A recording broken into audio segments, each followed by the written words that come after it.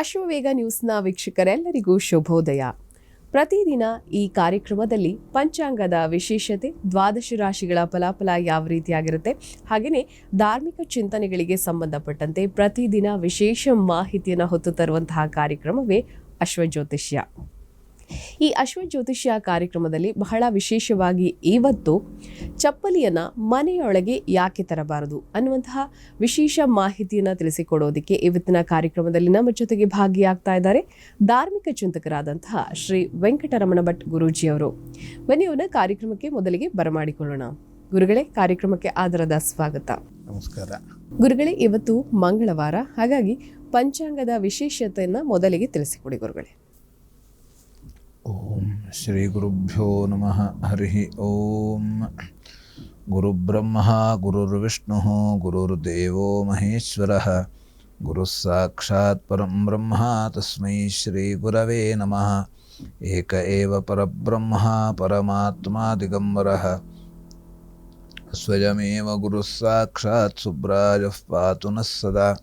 ಕಾರುಣ್ಯಮೂರ್ತಿಂ ಕಮನೀಯರೂಪಂ ದಿಗಂಬರಂ ಯೋಗಿಗಣೈಃ ಸುಪೂಜ್ಯಂ, ಸ್ವಭಕ್ತರಕ್ಷಾರ್ಥಕೃತಾವತಾರಂ ಸುಬ್ರಾಜರಾಜಂ ಶರಣಂ ಪ್ರಪದ್ಯೆ.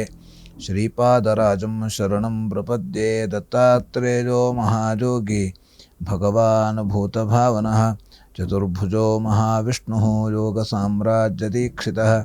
ನಮಃ ಶಾಂತಾಯ ದಿವ್ಯಾಯ ಸತ್ಯಧರ್ಮಸ್ವರೂಪಿಣೆ, ಸ್ವಾನಂದಾಮೃತತೃಪ್ತಾಯ ಶ್ರೀಧರಾಯ ನಮೋ ನಮಃ. ಶ್ರೀಮದ್ ಗಂಗಾಧರೇಂದ್ರ ಸರಸ್ವತಿ ಮಹಾಸ್ವಾಮಿಗಳವರ ಪಾದ ಪದ್ಮಗಳಲ್ಲಿ ಶಿರಸಾಷ್ಟಾಂಗವಾಗಿ ನಮಸ್ಕರಿಸುತ್ತಾ, ಶ್ರೀ ಕ್ರೋಧಿನಾಮ ಸಂವತ್ಸರ ದಕ್ಷಿಣಾಯನ ಗ್ರೀಷ್ಮ ಋತು ಆಷಾಢ ಮಾಸ ಕೃಷ್ಣ ಪಕ್ಷ ಬಿದಿಗೆ ಮಂಗಳವಾರ, ಧನಿಷ್ಠ ನಕ್ಷತ್ರ, ಆಯುಷ್ಮಾನ್ ನಾಮ ಯೋಗ, ಗರಿಜಾಕರಣ. ಇದು ಇವತ್ತಿನ ಪಂಚಾಂಗ.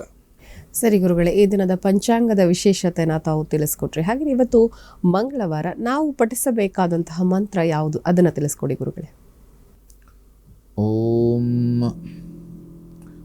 ಅಗ್ನಿರ್ಮೂರ್ಧ ದಿವಃ ಕಕುತ್ಪತಿಃ ಪೃಥಿವ್ಯಾ ಅಯಂ ಅಪಾಗುಂ ರೇತಾಗುಂ ಸೇಜಿನ್ವತಿ ಸ್ಯೋನಾ ಪೃಥಿವಿ ಭವಾನೃಕ್ಷರ ನಿವೇಶನಿ ಯಚ್ಛಾನಃ ಶರ್ಮ ಸಪ್ರಥಾಃ ಕ್ಷೇತ್ರಸ್ಯ ಪತೆ ಮಧುಮಂತಮೂರ್ಮಿಂಧೇನುರಿವ ಪಯೋ ಅಸ್ಮಾಸು ಧುಕ್ಷ್ವ ಮಧುಶ್ಚುತಂ ಘೃತಮಿವ ಸುಪೂತಮೃತಸ್ಯ ನಃ ಪತಜೋ ಮೃಡಯಂತು ಧರಣೀಗರ್ಭಸಂಭೂತಂ ವಿದ್ಯುತ್ಕಾಂತಿ ಸಮಪ್ರಭಂ ಕುಮಾರಂ ಶಕ್ತಿಯಸ್ತಂಚ ಮಂಗಳಂ ಪ್ರಣಮಾಮ್ಯಹಂ.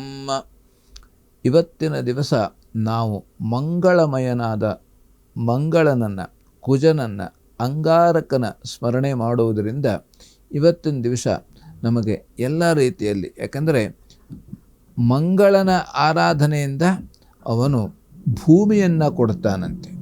ನಮಗೆಲ್ಲರಿಗೂ ಭೂಮಿ ಬೇಕೇ ಬೇಕು.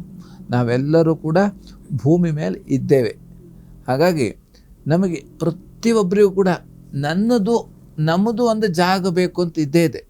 ಅವ ಎಲ್ಲೇ ಇದ್ದರೂ ಕೂಡ, ಪೇಟೆಯಲ್ಲಿದ್ದರೂ ಒಂದು ನಮ್ಮದು ಸ್ವಲ್ಪ ಜಾಗಾರು ಇರಬೇಕು, ಹಳ್ಳಿಯಲ್ಲಿದ್ದರೂ ಕೂಡ ನಮ್ಮದೊಂದು ಇರಬೇಕು ಜಾಗ.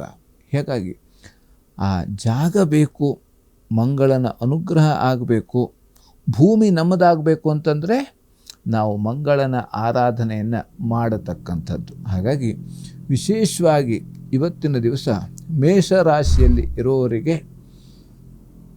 ದೂರ ಪ್ರಯಾಣದಲ್ಲಿ ತೊಂದರೆ ಆಗುವಂಥ ಸಾಧ್ಯತೆ ಇದೆ. ಹಾಗೆ ಹೆಂಡತಿಯಲ್ಲಿ ಇವತ್ತಿನ ದಿವಸ ಕಲಹ ಆಗತಕ್ಕಂಥದ್ದು. ಆದ್ದರಿಂದ ಆದಷ್ಟು ನಾವು ಮಾತನ್ನು ಆಡದೆ ಇರತಕ್ಕಂಥದ್ದು ತುಂಬ ಉತ್ತಮ. ಮೌನಿನಃ ಕಲಹೋ ನಾಸ್ತಿ ಅಂತ ಹೇಳಿದ್ದಾರೆ. ಮೌನವಾಗಿ ಯಾರು ಇರ್ತಾರೋ ಅವರಿಗೆ ಜಗಳ ಹೇಳೋದು ಇಲ್ಲ. ಯಾರು ಏನೇ ಹೇಳಿದ್ರು ಕೂಡ ಇವನು ಮೌನವಾಗಿದ್ದು ಬಿಟ್ಟರೆ ಏನೂ ಆಗೋದಿಲ್ಲ, ಅಲ್ಲಿ ಏನೂ ಆಗೋದಿಲ್ಲ. ಯಾಕೆಂತಂದರೆ ಯಾವ ರೀತಿ ಆ ನೀರು ಸ್ವಲ್ಪ ಜಾಸ್ತಿ ಆದಾಗ ಎಷ್ಟು ದೊಡ್ಡ ಬೆಂಕಿ ಆದರೂ ನಂದಿಸಾಕ್ಬಿಡ್ತದೆ.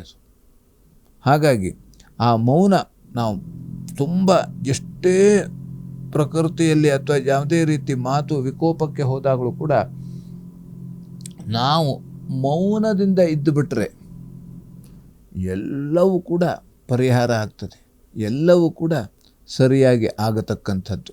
ಹಾಗಾಗಿ ಇವತ್ತಿನ ದಿವಸ ಬಟ್ಟೆ ವ್ಯಾಪಾರಿಗಳಿಗೆ ಲಾಭ ಆಗುವಂತಹ ಸಾಧ್ಯತೆ ಇದೆ, ಚಿನ್ನದ ವ್ಯಾಪಾರಿಗಳಿಗೂ ಕೂಡ ಲಾಭ ಆಗತಕ್ಕಂಥದ್ದು.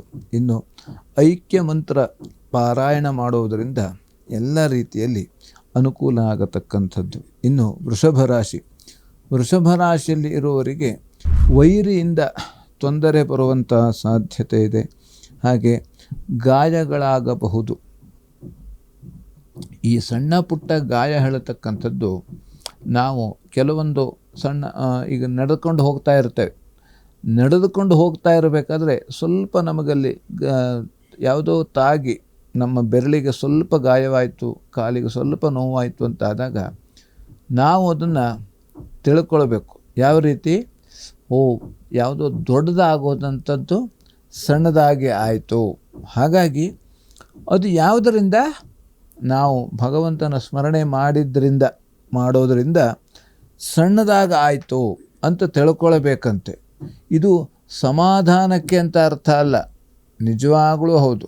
ಯಾಕಂದರೆ ಭಗವಂತ ಅವನು ಈ ಒಂದು ಯಾವುದೇ ರೀತಿಯಲ್ಲಿ ಕರ್ಮ ಹೇಳತಕ್ಕಂಥದ್ದು ಅದು ಘಟಿಸಲೇಬೇಕಂತೆ, ಪೂರ್ತಿ ಕಡಿಮೆ ಆಗೋದೇ ಇಲ್ಲ. ಯಾಕಂದರೆ ಭಗವಂತನೂ ಕೂಡ ಅವನು ಭೂಮಿ ಮೇಲೆ ಬಂದರೆ, ಅವನು ಮನುಷ್ಯನಾಗಿ ಬಂದರೆ, ಅದಕ್ಕೆ ಭಗವಂತ ಹೇಳಿದ್ದಾನೆ, ಅವಜಾನಂತಿ ಮಾಂ ಮೂಢಾಃ ಮಾನುಷೀಂ ತನುಮಾಶ್ರಿತಂ ಪರಂ ಭಾವಮಜಾನಂತೋ ಮಮ ಭೂತ ಮಹೇಶ್ವರಂ.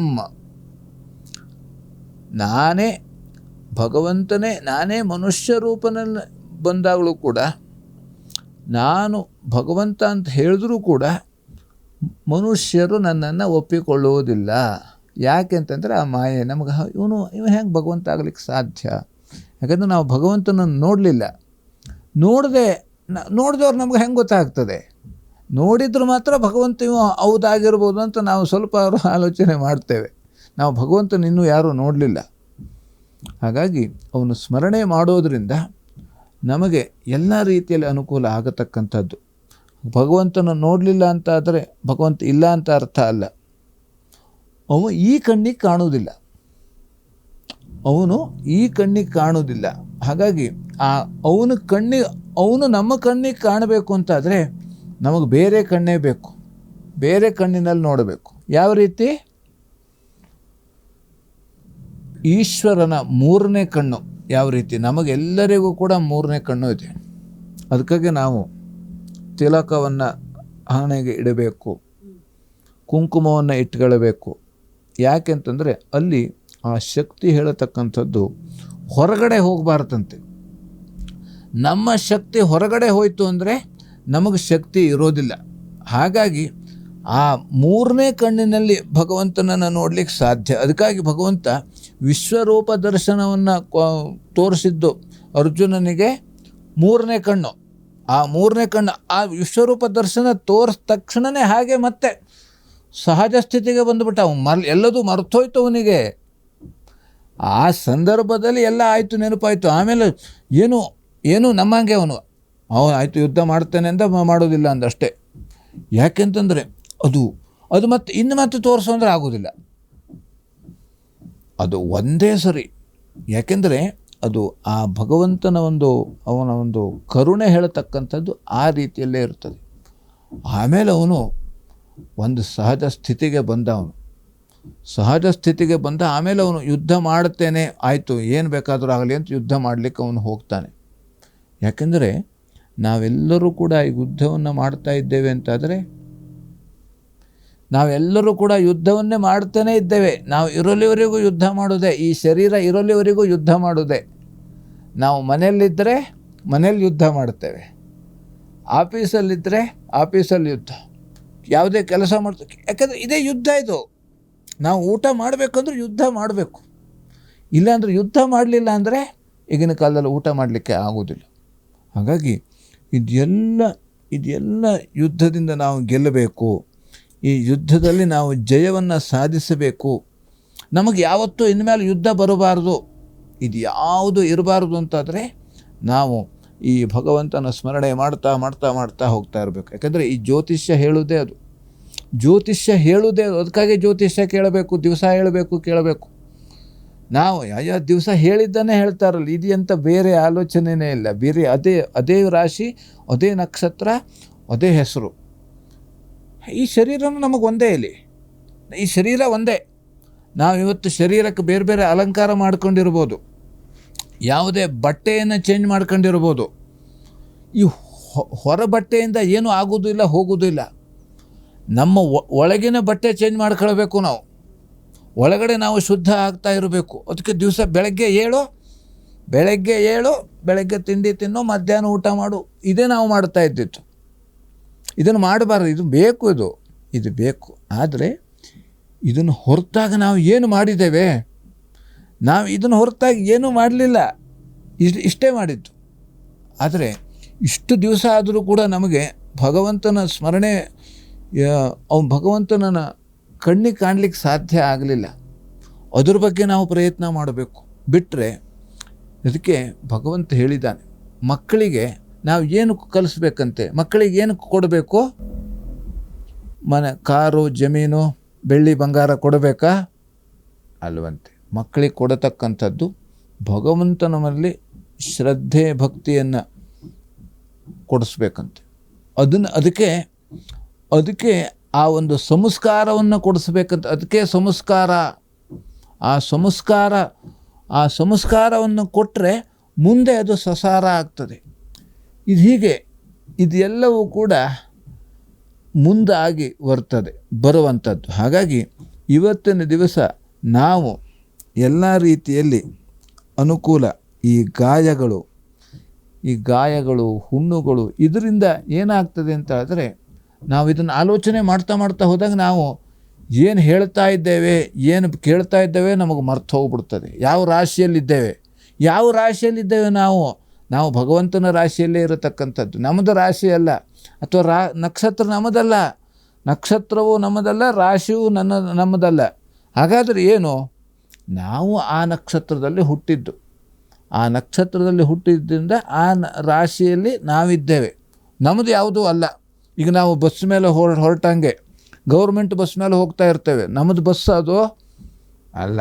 ನಾವು ಆ ಸ್ಟಾಪ್ ಬಂದ ತಕ್ಷಣ ಇಳಿಲೇಬೇಕು.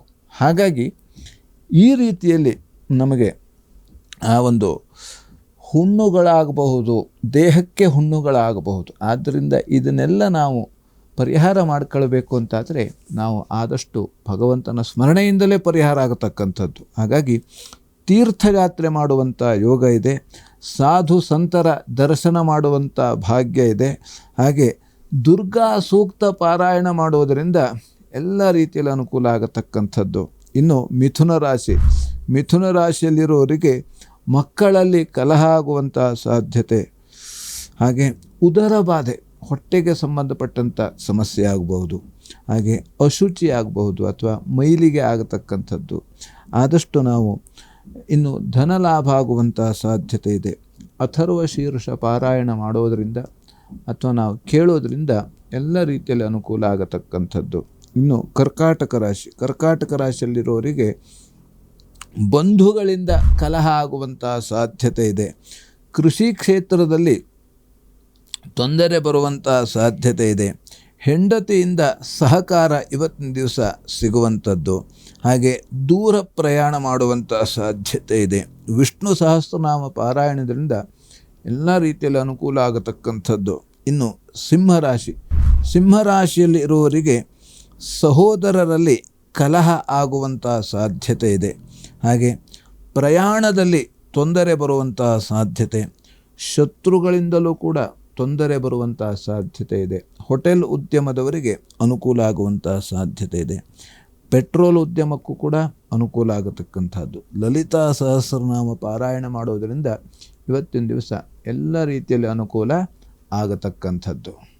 ಸರಿ ಗುರುಗಳೇ, ಕಾರ್ಯಕ್ರಮದ ಮೊದಲ ಭಾಗದಲ್ಲಿ ತಾವು ಪಂಚಾಂಗದ ವಿಶೇಷತೆ ಮತ್ತು ಮಂಗಳವಾರ ನಾವು ಪಠಿಸಬೇಕಾದಂತಹ ಮಂತ್ರ ಮತ್ತು ಶ್ಲೋಕ, ಇದರ ಜೊತೆಗೆ ದ್ವಾದಶ ರಾಶಿಗಳ ಮೊದಲ 6 ರಾಶಿಗಳಾದಂತಹ ಮೇಷ, ವೃಷಭ, ಮಿಥುನ, ಕರ್ಕಾಟಕ, ಸಿಂಹ, ಕನ್ಯಾ ಈ ರಾಶಿಗಳ ಫಲಾಫಲ ಯಾವ ರೀತಿಯಾಗಿದೆ, ಮತ್ತು ಶುಭ ಫಲ ಏನಿದೆ, ಅಶುಭ ಫಲ ಏನಿದೆ, ದೋಷ ಇದ್ದರೆ ಏನು ಮಾಡಬೇಕು, ಇದನ್ನು ತಾವು ತಿಳಿಸ್ಕೊಟ್ಟಿದ್ದೀರಾ. ಕಾರ್ಯಕ್ರಮದಲ್ಲಿ ಸಣ್ಣದೊಂದು ವಿರಾಮವನ್ನು ತೆಗೆದುಕೊಳ್ಳುವಂತಹ ಸಮಯ ಆಗಿದೆ ಗುರುಗಳೇ. ಪ್ರಿಯ ವೀಕ್ಷಕರೇ, ನಿಮ್ಮ ಮನೆಗಳಲ್ಲಿ ಪೂಜೆ, ಹೋಮ, ಹವನ, ಇದರ ಜೊತೆಗೆ ಶುಭ ಕಾರ್ಯ, ಮಂಗಳ ಕಾರ್ಯ, ಜಾತಕವನ್ನು ಬರೆಸಿಕೊಳ್ಳಬೇಕು ಅಂತ ಆಸಕ್ತಿ ಇರುವಂಥವರು ಅಶ್ವಜ್ಯೋತಿಷ್ಯ ಕಾರ್ಯಕ್ರಮ ಪ್ರಸಾರವಾಗುವಂತಹ ಸಂದರ್ಭದಲ್ಲಿ ಒಂದು ನಂಬರ್ ಡಿಸ್ಪ್ಲೇ ಆಗುತ್ತೆ. ಆ ನಂಬರ್ಗೆ ಕರೆ ಮಾಡಿ ಧಾರ್ಮಿಕ ಚಿಂತಕರಾದಂತಹ ಶ್ರೀ ವೆಂಕಟರಮಣ ಭಟ್ ಗುರೂಜಿಯವರನ್ನು ತಾವು ಮಲ್ಲೇಶ್ವರಂನ 5ನೇ ಕ್ರಾಸ್ 5ನೇ ಮೇನಲ್ಲಿರುವ ಜಂಬೂ ಗಣಪತಿ ದೇವಸ್ಥಾನದಲ್ಲಿ ತಾವು ಹೋಗಿ ನೇರವಾಗಿ ಭೇಟಿಯಾಗಬಹುದು ಮತ್ತು ಸೂಕ್ತ ಸಲಹೆ ಮತ್ತು ಪರಿಹಾರಗಳನ್ನು ಪಡ್ಕೊಳ್ಬೋದು ಅಂತ ಹೇಳ್ತಾ ಕಾರ್ಯಕ್ರಮದಲ್ಲಿ ಸಣ್ಣದೊಂದು ವಿರಾಮದ ನಂತರ ಮತ್ತಷ್ಟು ಧಾರ್ಮಿಕ ವಿಚಾರಗಳು.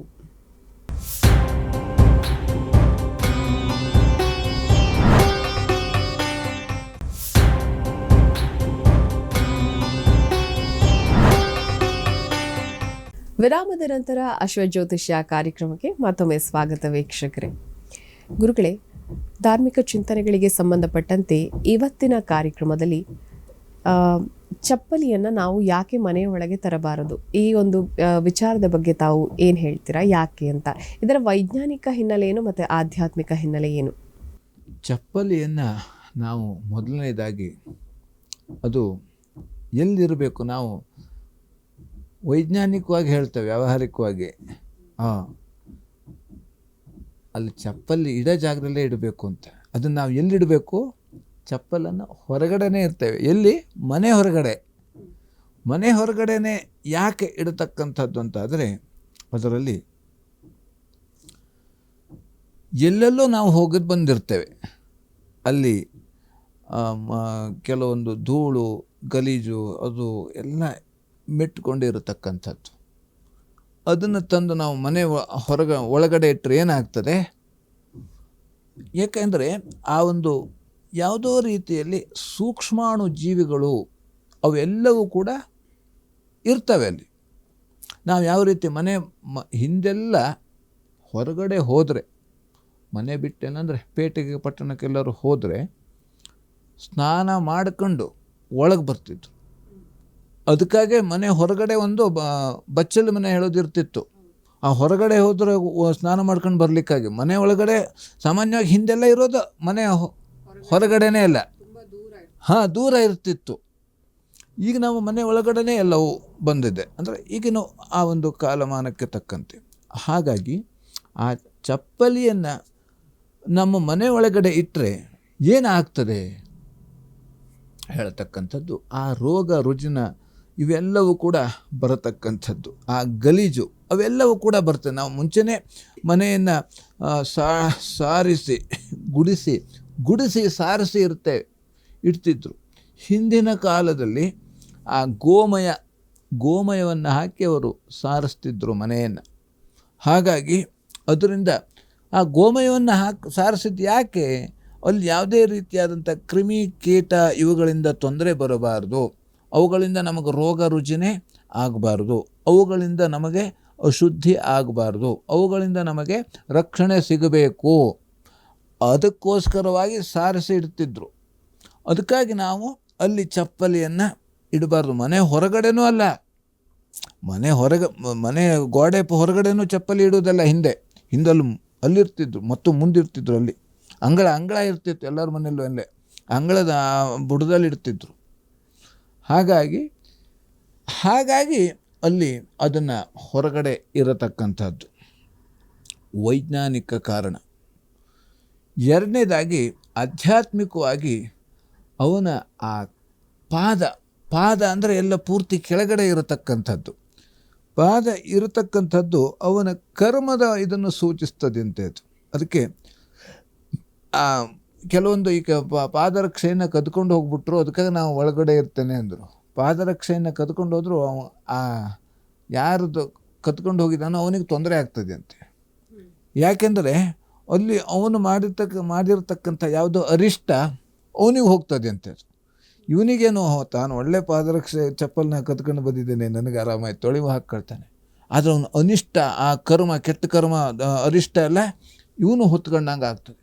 ಹಾಗಾಗಿ ಅದಕ್ಕಾಗಿ ನಮಗೆ ಗುರುಗಳ ಪಾದ ಮುಟ್ಟಿ ನಮಸ್ಕಾರ ಮಾಡಬಾರ್ದು. ಯಾಕೆಂದರೆ ಪಾದದಲ್ಲಿ ಆ ಒಂದು ಶಕ್ತಿ ಹೇಳತಕ್ಕಂಥದ್ದು. ಅದಕ್ಕೆ ಗುರುವಿಗೆ ಪಾದ ಪೂಜೆ ಮಾಡಬೇಕು ಅಂತ ಹೇಳಿದ್ದಾರೆ. ಗುರುವಿನ ಪಾದ ಮುಟ್ಟುವುದರಿಂದಲೇ ನಮ್ಮೆಲ್ಲ ಪಾಪಗಳು ಕೂಡ ಕಳೀತದೆ ಅಂತ. ಅದಕ್ಕೆ ಗುರುಗಳ ಪಾದ ಧೂಳು ಹಿಂದೆಲ್ಲ ಹೇಳ್ತು, ಗುರುಗಳ ಪಾದ ಧೂಳು ಬೀಳಬೇಕು. ಪಾದ ಧೂಳು ಬಿದ್ದಿದ್ದರಿಂದ ಅವನ ಮನೆ ಉದ್ಧಾರ ಆಯಿತು, ಅವನು ಅನುಕೂಲ ಆಯಿತು, ಅವನಿಗೆ ಒಳ್ಳೆಯ ರೀತಿಯಲ್ಲಿ ಅನುಕೂಲವಾದಂಥ ಯೋಗ್ಯತೆಯನ್ನು ಪಡೆದುಕೊಂಡ ಅಂತ ಹೇಳ್ತೇವೆ ನಾವು.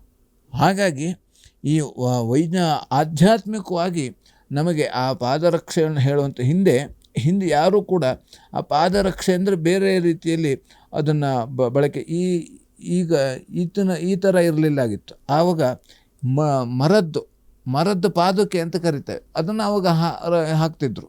ಕೆಲವು ಜನ ಪಾದರಕ್ಷಣೆ ಹಾಕೋದಿಲ್ಲಾಗಿತ್ತು, ಕೆಲವು ಆ ಪಾದಕ್ಕೆ ಹೇಳುವಂಥದ್ದು ಅದು ಬಂದಿದೆ. ಹಾಗಾಗಿ ವಿಶೇಷವಾಗಿ ವೈಜ್ಞಾನಿಕವಾಗಿ ನಮಗೆ ಕಾರಣ ಹೇಳತಕ್ಕಂಥದ್ದು, ನಮಗೆ ಆ ಪಾದರಕ್ಷೆ ಹೇಳತಕ್ಕಂಥದ್ದು, ಅದು ಯಾವುದೋ ಒಂದು ಪಾದರಕ್ಷೆಯನ್ನು ಯಾವುದರಿಂದ ಮಾಡ್ತಾರೆ, ಅದು ಯಾವುದೋ ಒಂದು ಈ ಹಾವು ಅಥವಾ ಇದು ಯಾವುದೋ ಇದರಿಂದ ಕೆಲವು ಮಾಡೋದು ಹಾವಿನ ಚರ್ಮ, ಯಾವುದೋ ಒಂದು ಪ್ರಾಣಿಯ ಚರ್ಮದಿಂದ ಮಾಡಿದ್ದದು.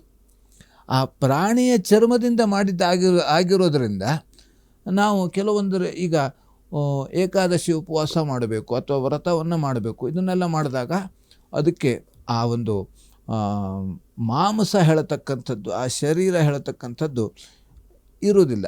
ಯಾಕೆಂತಂದರೆ ಶರೀರ ಇರೋದಿಲ್ಲ ಅಂದರೆ ಈಗ ಆ ಜೀವ ಅದನ್ನು ಕಳ್ಕೊಂತೋಳಾದರೆ, ಆ ಶರೀರದಿಂದ ಜೀವ ಹೋಯ್ತೋಳಾದರೆ ಅದು ಹೆಣ ಅಂತ ಕರೀತದೆ. ನಾವು ಹೆಣವನ್ನು ನಾವು ಮನೆ ಒಳಗಡೆ ತರ್ತಾರ, ಬೇಕಾದಾಗಲಿ, ಮಂತ್ರಿ ಆಗಲಿ, ಪ್ರಧಾನಮಂತ್ರಿ ಆಗಲಿ, ಮುಖ್ಯಮಂತ್ರಿ ಆಗಲಿ, ಯಾರೇ ಆಗಲಿ, ಜೀವ ಹೋಯ್ತು ಅಂದ್ರೆ ಹೊಸಲು ಒಳಗಡೆ ಬರಬಾರ್ದು, ಅದು ಹೆಣ. ಜೀವ ಇದ್ದಿದ್ದಕ್ಕೆ ಅವನು ಎಲ್ಲರೂ ಹೊಗಳಿತಾರೆ. ಆ ಜೀವ ಹೋಯ್ತು ಅಂದರೆ ಅದು ಶರೀರ ಆಯಿತು, ಬಾಡಿ ಆಯಿತು, ಅದನ್ನು ನೋಡೇ ಹೆದರುತ್ತಾರೆ. ರಾತ್ರಿ ನೋಡಿದ್ರೆ ಬೆಳಕಿಲ್ಲ ಅಂದರೆ ಹೆದರಿಕೆ ಬರ್ತದೆ. ಹಾಗೆ ಅದನ್ನು ಮನೆ ಒಳಗಡೆ ತರಬಾರದು, ಅದು ಅಶುದ್ಧ, ಮೈಲಿಗೆ. ಅದರಿಂದ ನಾವು ಮುಂದೆ ಮಾಡತಕ್ಕಂಥ ಯಾವುದೇ ದೇವತಾ ಕಾರ್ಯ ಇದಕ್ಕೆಲ್ಲ ಮಾಡಲಿಕ್ಕೆ ನಮಗೆ ಅಡ್ಡಿ ಆಗ್ತದೆ, ಆತಂಕ ಆಗ್ತದೆ. ಹಾಗಾಗಿ ಈ ಮಾಂಸ, ಅದಕ್ಕಾಗಿ ಪೂಜೆ ಪುನಸ್ಕಾರಾದಿಗಳನ್ನು ಮಾಡಬೇಕಾದ್ರೆ ಮಾಂಸಾಹಾರ ನಿಷಿದ್ಧ. ಮಾಂಸಾಹಾರ ಮಾಡೋದಿಲ್ಲ, ಅದನ್ನು ಮಾಡಿದ್ರೆ ಅದರ ಫಲ ಸಿಗೋದಿಲ್ಲ. ಯಾಕೆ? ಮಾಂಸಾಹಾರವನ್ನು ಮನುಷ್ಯ ಮಾಡಬಾರದಂತೆ. ಮನುಷ್ಯನ ಶಾರೀರಿಕವಾದಂಥ ರಚನೆ ಮಾಂಸಾಹಾರಕ್ಕೆ ಯೋಗ್ಯವಲ್ಲ. ಅದಕ್ಕಾಗಿ ಕೆಲವು ನೋಡಿ, ಹಿಂದೆ ಕೊರೋನಾ ಬಂದು ಕೆಲವು ಜನ ಸತ್ತೋದ್ರು, ಅವರು ಮಾಂಸಾಹಾರಿಗಳೇ ಜಾಸ್ತಿ ಜನ ಸತ್ತೋಗಿದ್ದಾರೆ. ಈಗ ಚೀನಾದಲ್ಲೇ ಜಾಸ್ತಿ ಜನ ಯಾಕೆ ಸತ್ತೋದ್ರು? ಅವರು ಮಾಂಸವನ್ನು ಅಷ್ಟು ತಿಂತಿದ್ರು. ಏನು ತಿಂದ್ರು? ಹಾವು ಹೋಗ್ತಿದ್ರೆ ಹಾವನ್ನೇ ತಿಂದುಬಿಟ್ರು, ಕಪ್ಪೆ ಹೋಗ್ತದೆ ಆ ಕಪ್ಪೆನೇ ಹಿಡಿದು ತಿಂದುಬಿಟ್ರು ಅವರು. ಮಾಂಸಾಹಾರ ಅದನ್ನು ಮಾಡಬಾರ್ದು. ಹಾಗಾಗಿ ಆ ರೀತಿಯಲ್ಲಿ ಈ ರೀತಿ ಉದ್ದೇಶ, ಇದು ಆಧ್ಯಾತ್ಮಿಕ ಉದ್ದೇಶ. ಈ ಕಾರಣದಿಂದ ಚಪ್ಪಲಿಯನ್ನು ಅವನು ಗೇಟ್ ಹೊರಗಡೆನೇ ಇರಬೇಕಂತೆ. ಈ ಗೇಟ್ ಹೊರಗಡೆ ಇಟ್ಟರೆ ಚಪ್ಪಲಿ ದಿವಸ ನಮಗೆ ಚಪ್ಪಲಿ ಅಂಗಡಿಗೆ ಹೋಗಬೇಕು ಅಂತ ಈಗ ಏನು ಮಾಡಿದ್ದಾರೆ, ಮನೆ ಒಳಗೆ ಈಗ ಪ್ರತಿಯೊಬ್ಬರದ್ದು ಈಗ ನಾವು ಸಾಮಾನ್ಯವಾಗಿ ನೋಡಿದ್ರೆ ಮನೆ ಹೊರಗಡೆ ಎಷ್ಟು ನಾವು ಪೂಜೆ ಪುನಸ್ಕಾರಾದಿಗಳನ್ನು ಮಾಡೋದಾದರೂ ಆ ಚಪ್ಪಲಿ ದಾಟ್ಕೊಂಡೆ ಅದನ್ನು ನೋಡ್ಕೊಂಡೇ ಬರಬೇಕು. ಅದು ಅಶುದ್ಧವಾಯಿತು, ಅದು ಅಮಂಗಳವಾಯಿತು. ಹಾಗಾಗಿ ಇದನ್ನು ನಾವು ಆದಷ್ಟು ಚಪ್ಪಲಿಯನ್ನು ಎಲ್ಲಿ ಇಡಬೇಕು, ನಾವು ಮಾತಿಗೆ ಹೇಳ್ತೇವೆ, ಅವನು ಚಪ್ಪಲಿ ಇಡೋ ಜಾಗದಲ್ಲಿ ಇಡಬೇಕು ಅಂತ ಹೇಳ್ತೇವೆ. ಹಾಗಾಗಿ ಇದೆಲ್ಲ ವೈಜ್ಞಾನಿಕ ಮತ್ತು ಆಧ್ಯಾತ್ಮಿಕ ಈ ದೃಷ್ಟಿ ಜಾಗದಿಂದ ಇದನ್ನು ಈ ರೀತಿಯಿಂದ ನಾವು ಆಚರಣೆ ಮಾಡ್ತಾ ಹೋದಂಗೆ ನಾವು ಎಲ್ಲ ರೀತಿಯಲ್ಲೂ ಕೂಡ ಶುದ್ಧವಾಗ್ತಾ ಹೋಗ್ತೇವೆ. ಮನಸ್ಸು ಶುದ್ಧವಾಗ್ತದೆ, ಶರೀರನೂ ಶುದ್ಧವಾಗ್ತದೆ. ನಾವು ಚಪ್ಪಲಿ ಹಾಕ್ಕೊಂಡ ತಕ್ಷಣವೇ ಕಾಲು ತೊಳ್ಕೊಂಡು ಒಳಗಡೆ ಬರಬೇಕಂತೆ. ಇಲ್ಲ, ನಾನು ಎಲ್ಲೂ ಹೋಗಲಿಲ್ಲ, ಆ ಚಪ್ಪಲಿ ಮುಟ್ಟಿದ್ದಕ್ಕೆ ಕಾಲು ತೊಳ್ಕೊಂಡು ಬರಬೇಕು. ಹಾಗಾಗಿ ಈ ರೀತಿ ನಾವು ಅಂತಃಶುದ್ಧಿ, ಬಾಹ್ಯ ಶುದ್ಧಿ, ಈ ರೀತಿ ನಾವು ನಮಗೆ ಅಂತಃಶುದ್ಧಿ ಮೊದಲಾಗಬೇಕು ಅಂದರೆ ಬಾಹ್ಯ ಶುದ್ಧಿ ಆಗಲೇಬೇಕು. ನಾವು ಧ್ಯಾನ ಮಾಡಬೇಕು ಅಂತಾದರೆ ಆದಷ್ಟು ನಮಗೆ ಆ ಮನಸ್ಸು ಅಲ್ಲಿ ಬರಬೇಕು ಅಂತ, ಧ್ಯಾನಕ್ಕೆ ಯೋಗ್ಯವಾಗಬೇಕು ಅಂತಂದ್ರೆ ನಾವು ಸ್ನಾನ ಮಾಡಬೇಕು. ಧ್ಯಾನ ಸ್ನಾನ ಇದರಿಂದ ನಮಗೆ ಜ್ಞಾನ ಸಿಗುವಂಥದ್ದು ಸಿಗ್ತದೆ. ಹಾಗಾಗಿ ಈ ರೀತಿ ನಾವು ಆಚರಣೆ ಮಾಡೋದರಿಂದ ನಮಗೆ ಎಲ್ಲ ರೀತಿಯಲ್ಲಿ ಅನುಕೂಲ, ವ್ಯಾವಹಾರಿಕವಾಗಿಯೂ ಅನುಕೂಲ ಆಗ್ತದೆ, ಹಾಗೆ ಆಧ್ಯಾತ್ಮಿಕವಾಗಿ ಕೂಡ ಅನುಕೂಲ ಆಗತಕ್ಕಂಥದ್ದು. ಮನೆಯಲ್ಲಿ ನಾವು ಈ ಲಕ್ಷ್ಮಿ ಬರಬೇಕು ಅಂತ ಹೇಳ್ತೇವೆ. ಲಕ್ಷ್ಮಿ ನಮ್ಮ ಮನೆಯಲ್ಲಿ ನಾವು ಇಷ್ಟು ದುಡಿತೇವೆ, ಇಷ್ಟು ಇದು ಮಾಡ್ತೇವೆ, ಆದರೂ ಕೂಡ ನಮಗೆ ಮನೆಯಲ್ಲಿ ಮಾತ್ರ ₹1 ಉಳಿಯುವುದಿಲ್ಲ ಹೇಳ್ತೇವೆ. ಇದೆಲ್ಲ ನಮ್ಮ ಕತೆ. ನಾವು ಇದನ್ನೆಲ್ಲ ಆಚರಣೆ ಮಾಡಬೇಕು. ಲಕ್ಷ್ಮಿ ಬರ್ತಾ ಇದ್ದಾಳೆ, ಲಕ್ಷ್ಮಿ ಬಂದರೆ ಅದಕ್ಕೆ ಸ್ವಾಗತ ಕೊಡಬೇಕು. ಅದಕ್ಕೆ ನಾವು ಇದನ್ನೆಲ್ಲ ಈ ಪೊರಕೆ ತೋರಿಸೋದ್ರಿಂದ, ಚಪ್ಪಲ್ ತೋರಿಸೋದ್ರಿಂದ ಹೆಂಗೆ ಬರ್ತದೆ ಲಕ್ಷ್ಮಿ? ಲಕ್ಷ್ಮಿ ಅಂದರೆ ದೇವರು, ಭಗವಂತ ಬಂದಿದ್ದಾನೆ ಅಂದರೆ ಭಗವಂತ ಬಂದ, ಅವನು ಭಕ್ತಿಗಾಗಿ ಬಂದ, ಭಕ್ತಿಯಿಂದ ಬಂದ, ಭಕ್ತನ ಮನೆಗೆ ಬಂದ. ಯಾಕೆ ಅವನು ಅಲ್ಲಿ ಬರ್ತಾನೆ? ಅವನು ವಿದುರನ ಮನೆಗೆ ಬರುತ್ತಾನೆ. ಅವನು ಆದರ ಆತಿಥ್ಯನಾಗಿ ಭಕ್ತಿಯಿಂದ ಮೆಚ್ಚಿ ಅವನು ಬಂದ. ಭಗವಂತನನ್ನು ಮೆಚ್ಚಲಿಕ್ಕೆ ಭಕ್ತಿ ಒಂದೇ ಸಾಕು, ಮತ್ತು ಬೇರೆ ಯಾವುದು ಬೇಡ. ಅದಕ್ಕೆ ಭಕ್ತ ಭಗವಂತನಾಗ್ತಾನೆ. ಹಾಗಾಗಿ ಇದನ್ನೆಲ್ಲ ನಾವು ಆಚರಣೆಯನ್ನು ಪ್ರತಿ ದಿವಸವೂ ಮಾಡಬೇಕು. ಸರಿ ಗುರುಗಳೇ, ಬಹಳ ವಿಶೇಷವಾಗಿ ಚಪ್ಪಲಿಯನ್ನು ಯಾಕೆ ಮನೆ ಒಳಗಡೆ ತರಬಾರದು, ಮತ್ತು ಚಪ್ಪಲಿಯನ್ನು ಕಳೆದುಕೊಂಡ್ರೆ ನಮ್ಮ ಪಾಪಗಳು ಯಾವ ರೀತಿಯಾಗಿ ಕಳೆದು ಹೋಗುತ್ತವೆ, ಮತ್ತು ಚಪ್ಪಲಿಯನ್ನು ಯಾಕೆ ನಾವು ಮನೆ ಒಳಗಡೆ ಯೂಸ್ ಮಾಡಬಾರ್ದು, ವೈಜ್ಞಾನಿಕ ಹಿನ್ನೆಲೆ, ಆಧ್ಯಾತ್ಮಿಕ ಹಿನ್ನೆಲೆ, ಇವೆಲ್ಲವನ್ನು ತಾವು ತಿಳಿಸ್ಕೊಟ್ಟಿದ್ದೀರಾ. ಇದರ ಜೊತೆಗೆ ಉಳಿದಂತಹ ರಾಶಿಗಳಾದಂತಹ ತುಲಾ, ವೃಶ್ಚಿಕ, ಧನಸ್ಸು, ಮಕರ, ಕುಂಭ, ಮೀನ ಈ ರಾಶಿಗಳ ಫಲಾಫಲ ಯಾವ ರೀತಿಯಾಗಿದೆ, ಏನಿದೆ ಶುಭ ಫಲ, ಅಶುಭ ಫಲ ಇದ್ದರೆ ಇವತ್ತಿನ ದಿನ ದೋಷವನ್ನು ಯಾವ ರೀತಿಯಾಗಿ ಪರಿಹಾರವನ್ನು ಮಾಡ್ಕೋಬೇಕು, ಇದನ್ನು ತಾವು ತಿಳಿಸ್ಕೊಡಿ ಗುರುಗಳೇ. ತುಲಾ ರಾಶಿಯಲ್ಲಿ ಇರೋರಿಗೆ ಇವತ್ತಿನ ದಿವಸ ಆರೋಗ್ಯದಲ್ಲಿ ವ್ಯತ್ಯಾಸ ಆಗುವಂಥ ಸಾಧ್ಯತೆ ಇದೆ. ಹಾಗೆ ಶಿರೋಬಾಧೆ ಆಗುವಂಥ ಸಾಧ್ಯತೆ ಇದೆ. ಬಂಧುಗಳ ಸಹಕಾರ ಇವತ್ತಿನ ದಿವಸ ಸಿಗತಕ್ಕಂಥದ್ದು. ಇನ್ನು ಕೃಷಿ ಕ್ಷೇತ್ರದಲ್ಲಿ ಅನುಕೂಲ ಆಗುವಂಥ ಸಾಧ್ಯತೆ ಇದೆ. ಹಾಗೆ ಧನ್ವಂತರಿ ಜಪ ಮಾಡೋದರಿಂದ ಇವತ್ತಿನ ದಿವಸ ಎಲ್ಲ ರೀತಿಯಲ್ಲಿ ಅನುಕೂಲ ಆಗತಕ್ಕಂಥದ್ದು. ಇನ್ನು ವೃಶ್ಚಿಕ ರಾಶಿಯಲ್ಲಿರೋರಿಗೆ ಅಧಿಕ ವ್ಯಯ ಸ್ವಲ್ಪ ಖರ್ಚಾಗುವಂಥ ಸಾಧ್ಯತೆ ಇದೆ. ಹಾಗೆ ಶತ್ರುಗಳಿಂದ ತೊಂದರೆ ಬರುವಂಥ ಸಾಧ್ಯತೆ ಇದೆ. ಹಾಗೆ ಸಹೋದರರ ಸಹಕಾರ ಹೇಳತಕ್ಕಂಥದ್ದು ಇವತ್ತಿನ ದಿವಸ ಸಿಗುವಂಥದ್ದು. ಇನ್ನು ತಾಯಿಯಿಂದ ಉತ್ತಮವಾದಂಥ ಸಲಹೆ ಹೇಳತಕ್ಕಂಥದ್ದು ಸಿಗ್ತದೆ. ಹಾಗೆ ಶ್ರೀ ಸೂಕ್ತ ಪಾರಾಯಣ ಮಾಡೋದರಿಂದ ಎಲ್ಲ ರೀತಿಯಲ್ಲಿ ಅನುಕೂಲ ಆಗತಕ್ಕಂಥದ್ದು. ಇನ್ನು ಧನುರಾಶಿಯಲ್ಲಿರೋರಿಗೆ ಧನಲಾಭ ಆಗತಕ್ಕಂಥ ಸಾಧ್ಯತೆ ಇದೆ. ಹಾಗೆ ಮೃಷ್ಟಾನ್ನ ಭೋಜನ, ಯಾವುದೋ ಎಲ್ಲೋ ಸಭೆ ಸಮಾರಂಭದಲ್ಲಿ ನಾವು ಒಳ್ಳೆಯ ರೀತಿಯಾದಂಥ ಭೋಜನ ಮಾಡುವಂಥ ಆ ಒಂದು ಯೋಗ ಹೇಳ್ತಕ್ಕಂಥದ್ದು ಇವತ್ತಿನ ದಿವಸ ಇರತಕ್ಕಂಥದ್ದು. ಯಾಕೆಂದರೆ ನಮಗೆ ಅನ್ನದ ಋಣ ಎಲ್ಲಿರ್ತದೆಯೋ, ಎಷ್ಟಿರ್ತದೆಯೋ, ಹೇಗಿರ್ತದೆಯೋ ಯಾರಿಗೂ ಗೊತ್ತಿಲ್ಲ. ಹಾಗಾಗಿ ನಾವು ಯಾವತ್ತೂ ಕೂಡ ಅನ್ನವನ್ನು ನಾವು ಗೌರವಿಸಲೇಬೇಕು. ಅದಕ್ಕಾಗಿ ಅನ್ನಂ ಬ್ರಹ್ಮೇತಿ ವ್ಯಜಾನಾತ್ ಅಂತ ಹೇಳಿದ್ದಾರೆ.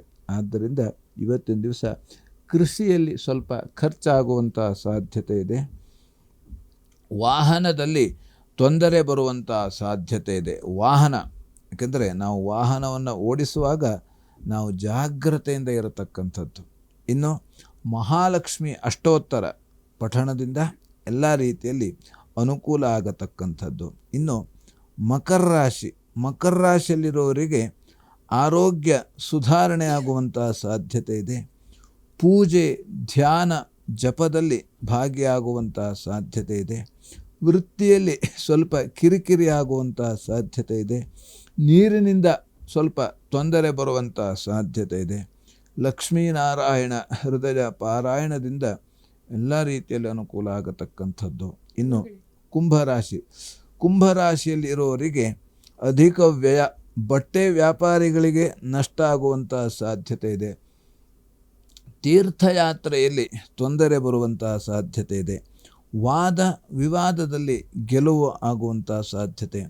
ವಿಷ್ಣು ಸಹಸ್ರನಾಮ ಪಾರಾಯಣ ಮಾಡೋದರಿಂದ ಎಲ್ಲ ರೀತಿಯಲ್ಲಿ ಅನುಕೂಲ ಆಗತಕ್ಕಂಥದ್ದು. ಇನ್ನು ಮೀನರಾಶಿಯಲ್ಲಿರುವವರಿಗೆ ಕೃಷಿಯಿಂದ ಲಾಭ ಆಗುವಂಥ ಸಾಧ್ಯತೆ ಇದೆ. ಹಾಗೆ ಬಟ್ಟೆ ವ್ಯಾಪಾರಿಗಳಿಗೂ ಕೂಡ ಲಾಭ ಆಗತಕ್ಕಂಥದ್ದು. ಶತ್ರುಗಳಿಂದ ತೊಂದರೆ ಬರುವಂಥ ಸಾಧ್ಯತೆ ಇದೆ. ಆರೋಗ್ಯದಲ್ಲಿ ವ್ಯತ್ಯಾಸ ಆಗುವಂಥ ಸಾಧ್ಯತೆ ಇದೆ. ಮೃತ್ಯುಂಜಯ ಜಪವನ್ನು ಮಾಡೋದರಿಂದ ಇವತ್ತಿನ ದಿವಸ ಎಲ್ಲ ರೀತಿಯಲ್ಲಿ ಅನುಕೂಲ ಆಗತಕ್ಕಂಥದ್ದು. ಆದ್ದರಿಂದ ನಾವು ಭಯಪಡಬೇಕಾದ ಅವಶ್ಯಕತೆ ಇಲ್ಲ. ನಾವು ಇವತ್ತು ಎಷ್ಟು ಭಕ್ತಿಯಿಂದ ಭಗವಂತನ ಧ್ಯಾನ ಮಾಡೋದರಿಂದ ಎಲ್ಲ ರೀತಿಯಲ್ಲಿ ಅನುಕೂಲ ಆಗತಕ್ಕಂಥದ್ದು. ಸರಿ ಗುರುಗಳೇ, ಇವತ್ತಿನ ಕಾರ್ಯಕ್ರಮದಲ್ಲಿ ಬಹಳ ವಿಶೇಷವಾಗಿ ಪಂಚಾಂಗದ ವಿಶೇಷತೆ, ದ್ವಾದಶ ರಾಶಿಗಳ ಫಲಾಫಲ ಯಾವ ರೀತಿಯಾಗಿರುತ್ತೆ, ಹಾಗೆಯೇ ಚಪ್ಪಲಿಯನ್ನು ಮನೆಯೊಳಗಡೆ ತಂದರೆ ನಾವು ಏನೆಲ್ಲ ಒಂದು ಸಮಸ್ಯೆಯನ್ನು ಎದುರಿಸಬೇಕಾಗುತ್ತೆ, ಯಾಕೆ ನಾವು ತರಬಾರದು ಅನ್ನುವಂತಹ ವಿಶೇಷ ಮಾಹಿತಿಯನ್ನು ಪ್ರಿಯ ವೀಕ್ಷಕರಿಗೆ ತಾವು ತಿಳಿಸ್ಕೊಟ್ಟಿದ್ದೀರಾ. ಕಾರ್ಯಕ್ರಮದಲ್ಲಿ ಭಾಗಿಯಾಗಿದ್ದಕ್ಕಾಗಿ ಹೃತ್ಪೂರ್ವಕ ಧನ್ಯವಾದಗಳು ಗುರುಗಳೇ. ನಮಸ್ಕಾರ. ಲೋಕಾಃ ಸಮಸ್ತಾಃ ಸುಖಿನೋ ಭವಂತು, ಸಮಸ್ತ ಸನ್ಮಂಗಳಾನಿ ಭವಂತು. ಎಲ್ಲರಿಗೂ ಕ್ಷೇಮವಾಗಲಿ. ವೀಕ್ಷಕರೇ, ಇವತ್ತು ಮಂಗಳವಾರ, ನಾವು ಸುಬ್ರಹ್ಮಣ್ಯ ದೇವರ ಆರಾಧನೆಯನ್ನು ಮಾಡುವಂತಹ ದಿನ. ಹಾಗಾಗಿ ದೇವರ ಕೃಪೆಗೆ ನಾವೆಲ್ಲರೂ ಪಾತ್ರರಾಗೋಣ ಅಂತ ಹೇಳ್ತಾ, ಇದಾಗಿತ್ತು ಈ ಹೊತ್ತಿನ ಅಶ್ವಜ್ಯೋತಿಷ್ಯ. ನೋಡ್ತಾ ಇರಿ ಅಶ್ವವೇಗ ನ್ಯೂಸ್. ನಮಸ್ಕಾರ.